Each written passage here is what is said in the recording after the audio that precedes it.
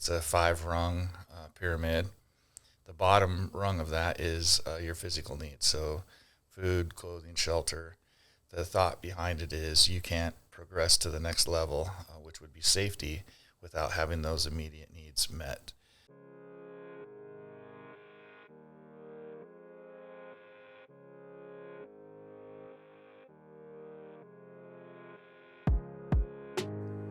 Thank you for tuning into the Rescue Mission podcast. This is Jay Evans, social media and communications coordinator. Today I've got our senior vice president of operations, Dusty, with me. We're talking about our meals today. If you're not familiar with this, the Rescue Mission serves 3 meals a day: breakfast, lunch, and dinner. So to better inform our community members of this and kind of what that process looks like, I've got Dusty on the show today. Hi, Dusty. Good morning. How are you? Doing all right. So we were talking a little bit before we started hitting record, just kind of about the vision that goes behind this. What does it look like to prepare 3 meals a day for a community like this? It's quite a production. It starts out about 4 o'clock in the morning. Our first chef arrives, and normally the prep for breakfast is done the night before, so they're not too behind the 8 ball on it, but they start about 4 o'clock in the morning. We serve approximately 1,000 meals a day out of the kitchen throughout the day, and that includes sack lunches that we provide for the people that are working in our programs. The breakfast starts at 7 a.m. We serve community second after our residents eat. So community feeds at 7 a.m., noon, and 5 p.m. daily, 365 days a year. We try to have all the food groups that we can. Most of our food is donated, or we purchase from Community Food Harvest at a discounted rate, or we do purchase from local providers like Didier Meats or Sam's Club or Gordon's, things like that. So we are heavily lenient on volunteer help. We have members of the community that come in and volunteer to help serve, to help prepare. They're invaluable. Just the spirit that they bring uplifts the mood in the dining hall. During COVID, we got to see pretty quick how sick and tired the staff got of the residents, and the residents got of the staff. And when the first volunteers came back, we were like, "Oh, we're so happy to see you." Yeah. So they bring life into this building, and they pour into our people that we attend to, and it's a lot. It's a lot of food, a lot of people, a lot of emotions, but we know one of the important things that we do is we have a staff member that runs the line. So as people come in, we just watch to make sure that there's seats available and that they're comfortable, and if they need assistance or something. But we also have the ability to assess their immediate needs. So do they have shoes? Do they have the proper clothing for the season? Are they having a physical issue that might, that we might be able to assist with? And that's where the relationship begins. We say hello, and we ask how they're doing, how we can pray for them, things like that, and really develop that relationship and get to know their names and greet them accordingly every day and during the meals. And pretty soon you have a conversation, and food is the first form of relations. Yeah. When you break bread with people. So you were telling me a little bit before about this guy in the 40s and his thought process behind this. Can you tell us a little bit more about that? Yeah. So psychology, Maslow is a scientist that came up with this hierarchy of needs. It's a 5-rung pyramid. The bottom rung of that is your physical needs. So food, clothing, shelter. The thought behind it is you can't progress to the next level, which would be safety, without having those immediate needs met. So even though it was in the 40s, that's a long time ago for me, but Jesus kind of hit that one out of the park long before Maslow did, and the Bible references food hundreds, if not thousands of times, and we know the importance of it and how it nourishes the minds, bodies, and spirits of people. And we also know that a malnutrition individual develops, more physical, mental, emotional needs that are a cost burden on our society. So hospitals are overwhelmed with because of the services that they have to provide. So we know that by nourishing those that are struggling to nourish themselves, we can take care of some of those things as well. And, it's kind of a full circle of life thing. So, How many employees do we have in the kitchen? technically, we have 5 chefs. Okay. So 1 at Krause House, 4 at the main body of the rescue mission. And we also include our residents. What does a typical day look like for a resident that might be working in the kitchen?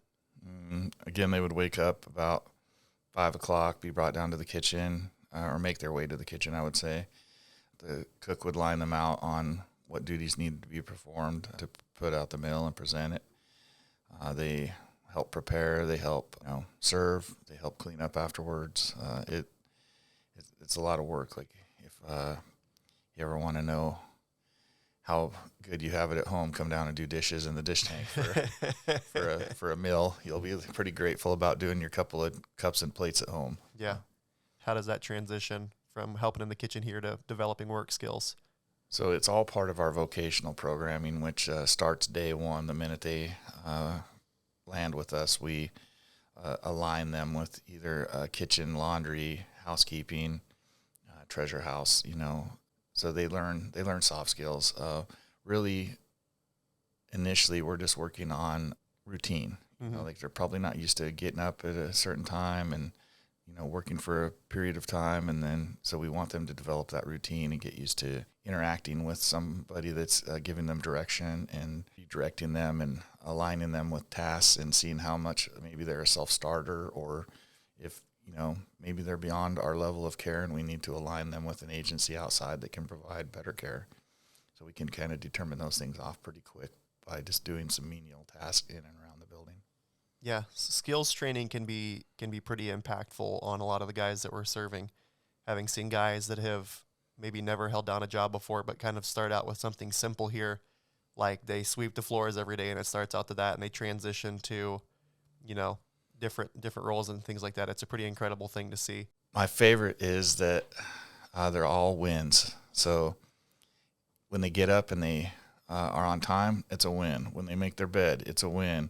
When they successfully complete a service in the kitchen, it's a win, and they're putting together these series of wins, and it's building confidence, it's building, stamina, encouragement, giving them hope.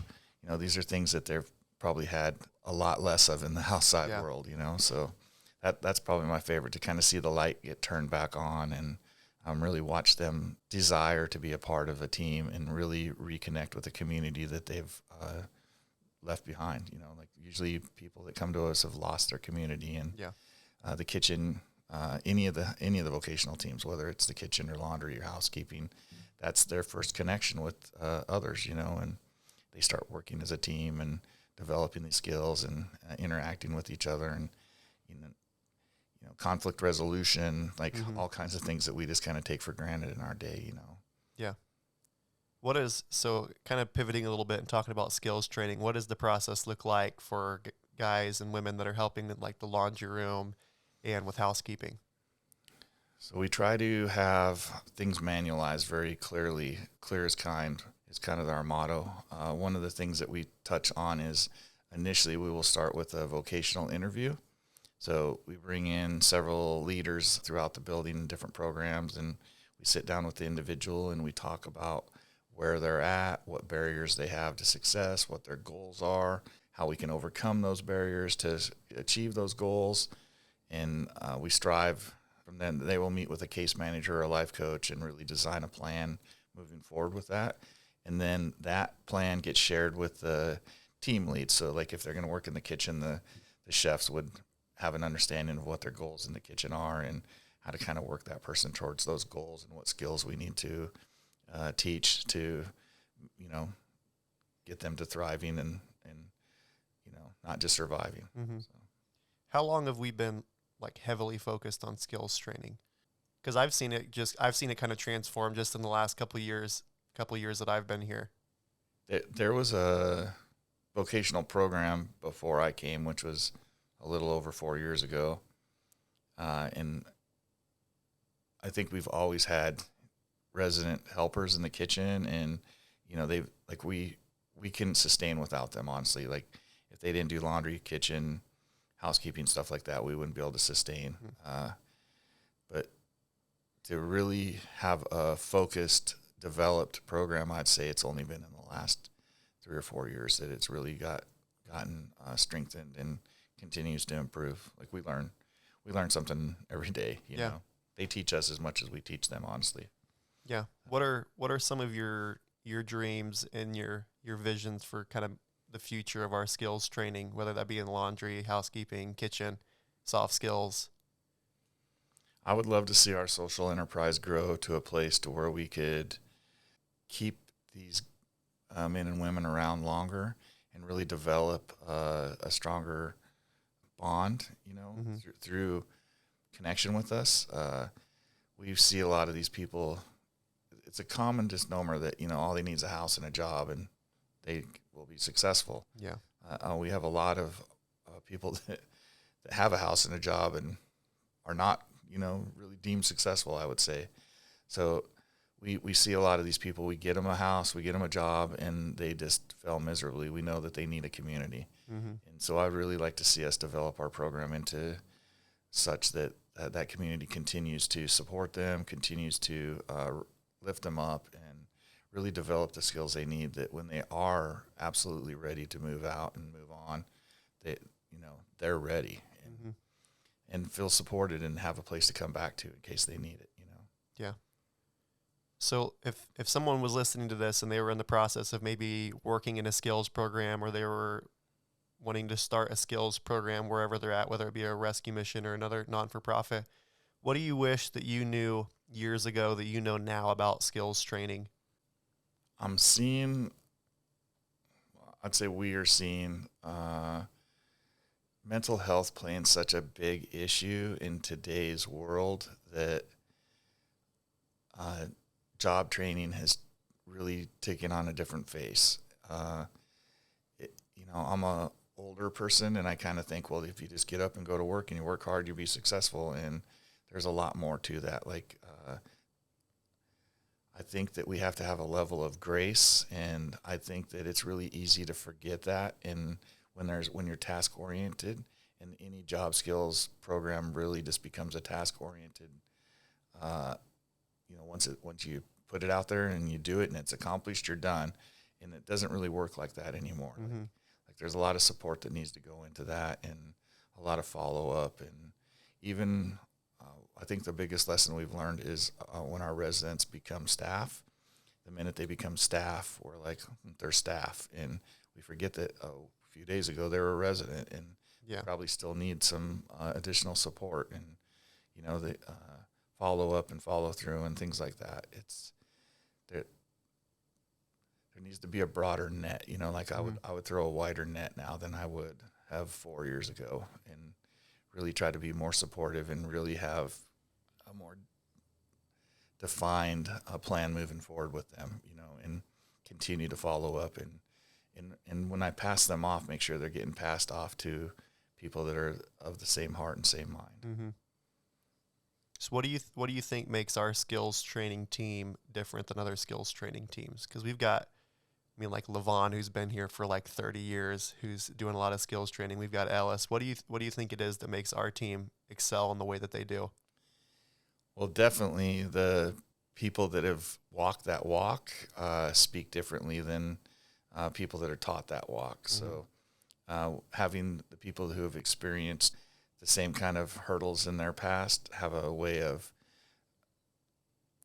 negotiating and encouraging and, just promoting a person through it. When you're like, you don't know what my struggles are. And they're like, well, I do.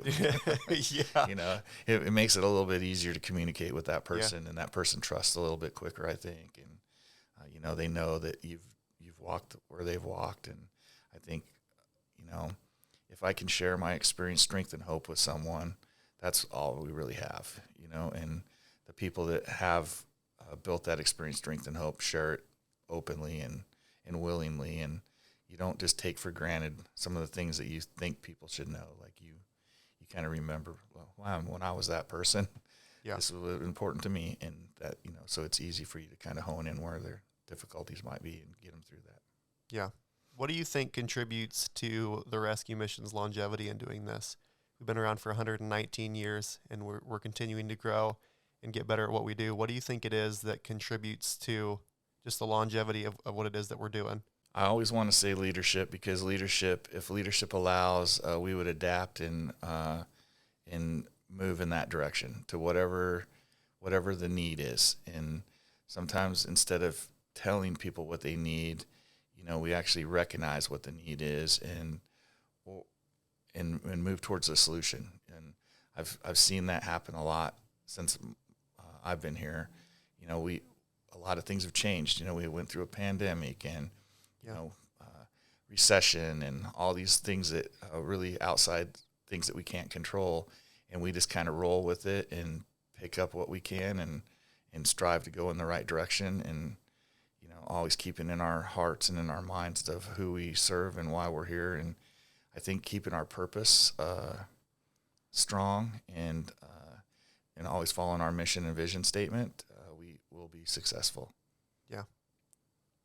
Well, Dusty, I want to thank you for coming on to the podcast and sharing with us about these meals. Let me ask you, if you were somebody that was listening to a podcast that like the Rescue Mission was putting out, or somebody similar, like what kind of episodes or information would you hope to get out of a podcast like this? I had a very unclear vision of what the Rescue Mission was when I came here as an intern through college. I really pictured a soup kitchen with a bunch of, less fortunate individuals. I was really taken back by the stories that people shared with me and the walks of life that they came from, and how just it doesn't discriminate against old, young, smart, not smart. It just doesn't discriminate. Like if you're experiencing homelessness, it could be for a very wide range of reasons, and the awareness of that, and honestly, the mental illness, I'm glad that the society's talking more about mental illness, and I think we all have somebody in or around our worlds that we can kind of identify with and recognize some of those same things within them, and therefore find empathy towards them. I just, it's incredible. I like the stories. The stories get me. Like, it's hard not to tear up just thinking about them. Mm-hmm. When we moved into this building, it was just brick and mortar, and we're all a little overwhelmed with the disappointment, because our old building had love everywhere you looked. Like there was a memory of some incident or occurrence that had happened that you had interacted with, and when we got here, we were just glass and bricks, and now it's starting to fill up with those that love, and you have those experiences, and just to share those experiences with people out there, and for them to hear kind of what transformation goes on here, and to see an individual day one and not recognize that person on like day 10 because of the transformation just physically, and then 30 days later the fog starts lifting, and 6 months later, like it's just insane the changes and transformation that happen in an individual. So I love the experience. Yeah.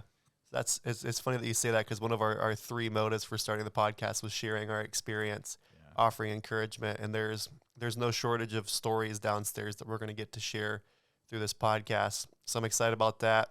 Excited that you got to be on the podcast. I've got other episodes in mind that I want to have you back on. Like I want to do one on the importance of halfway houses, the importance of transitional living, things like that.